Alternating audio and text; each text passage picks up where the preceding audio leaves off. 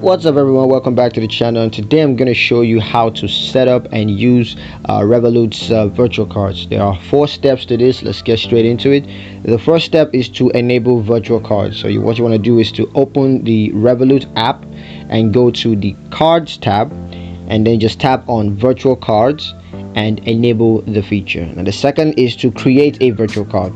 So what you want to do here is to tap on create a virtual card, and then just choose the currency and the card type. So that could be a Visa or MasterCard, whatever, and then just set a card limit and expiration date. Now this part is optional, but I recommend you do it.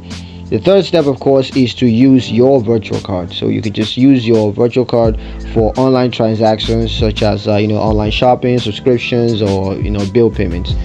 Now what you want to do here is to enter your virtual card details, including the card number, expiration date, and of course the security code.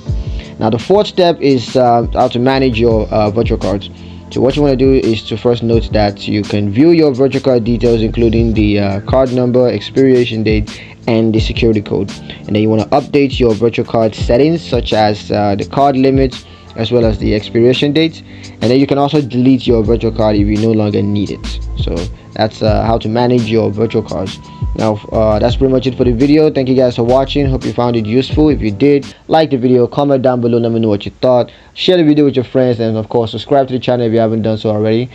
Please don't forget to ring that notification bell so you never miss another one of our awesome videos in the future. Thank you guys for watching, and I'll catch you in the next one. Peace.